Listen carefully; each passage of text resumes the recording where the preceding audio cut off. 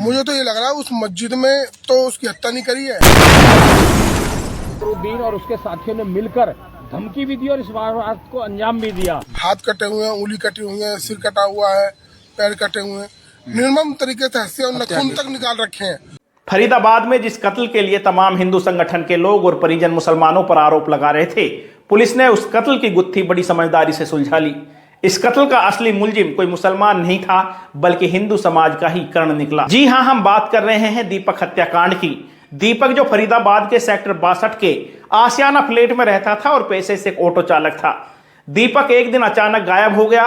परिवार वालों ने उसकी गुमशुदगी की शिकायत पुलिस में दर्ज कराई, लेकिन 2 दिन पहले दीपक का शव बेहद खराब हालात में झाड़ियों से बरामद किया गया।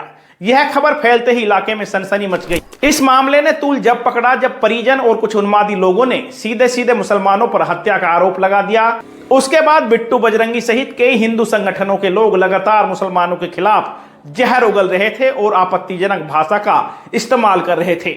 सोशल मीडिया से लेकर सड़कों तक आग फैलाने का प्रयास किया गया और पूरे मामले को सांप्रदायिक रंग देने की कोशिश की गई।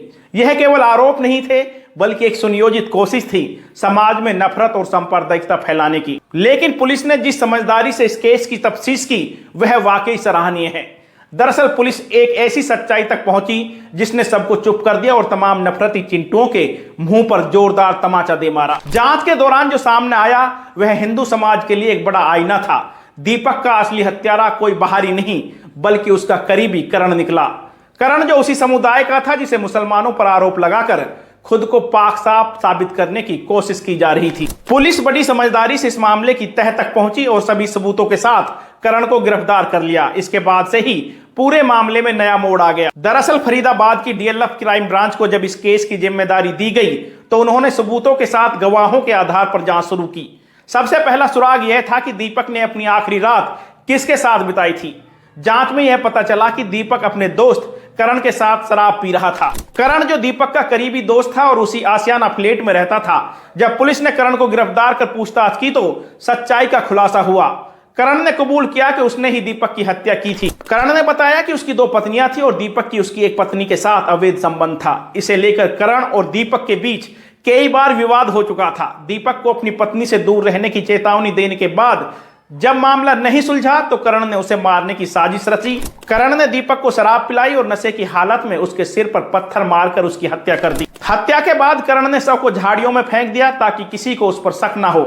इस मामले में सबसे चौंकाने वाली बात यह थी कि दीपक के परिवार और हिंदू संगठन के लोग बिना किसी ठोस सबूत के 14 मुस्लिम युवकों पर हत्या का आरोप लगा रहे थे। यह आरोप सिर्फ इसलिए लगाए जा रहे थे क्योंकि मुसलमान उस इलाके में रहते थे। इस मामले में मुस्लिम समुदाय को न केवल बेवजह बदनाम किया गया, बल्कि उनके खिलाफ सांप्रदायिक नफरत भड़काने की पूरी कोशिश की गई। हालांकि यह कोई पहली दफा नहीं है जब किसी अपराध को धार्मिक रंग देकर समाज को बांटने की कोशिश की गई हो। बिट्टू बजरंगी जैसे लोग जिन्होंने मुसलमानों के खिलाफ आपत्तिजनक भाषा का इस्तेमाल किया और उन्हें अपराधी साबित करने की हर संभव कोशिश की, अब चुप हैं। सवाल उठता है कि अगर पुलिस ने निष्पक्ष जांच न की होती तो क्या इस झूठे आरोप के चलते निर्दोष लोगों को सजा भुगतने पर मजबूर होना पड़ता। दीपक हत्याकांड ने न केवल करण जैसे गुनहगारों को बेनकाब किया, बल्कि यह भी दिखाया कि सांप्रदायिकता नफरत किस तरह समाज को नुकसान पहुंचा सकती है। इस घटना ने यह सवाल उठाया कि क्या हम एक ऐसे समाज में रह रहे हैं जहां आरोप लगाने से पहले सच जानने की परवाह नहीं की जाती। यह घटना उन हिंदू संगठनों और नेताओं के लिए एक सबक है जो अपनी राजनीति और सांप्रदायिक एजेंडा के चलते निर्दोष लोगों पर उंगली उठाने से भी नहीं कतराते। मुसलमानों को इस हत्या का जिम्मेदार ठहराने की कोशिश करना न केवल अन्याय था, बल्कि यह समाज के लिए एक खतरनाक सोच को भी उजागर करता है। फरीदाबाद के दीपक हत्याकांड का सच सामने आने के बाद अब यह जरूरी है कि समाज आत्मचिंतन करे। यह समझना होगा कि किसी समुदाय को उसके धर्म के आधार पर दोषी ठहराना न केवल गलत है, बल्कि समाज में नफरत और बंटवारे को बढ़ावा देता है। इस घटना ने यह साबित कर दिया कि सच्चाई हमेशा सबूतों और निष्पक्षता के आधार पर सामने आती है। हमें ऐसे नेताओं और संगठनों से सावधान रहना चाहिए जो अपने फायदे के लिए समाज में जहर घोलने की कोशिश करते हैं। खैर, दीपक को अब कोई वापस नहीं ला सकता, लेकिन इस घटना से हम इतना जरूर सीख सकते हैं कि न्याय और इंसानियत के रास्ते पर चलना ही एकमात्र रास्ता है।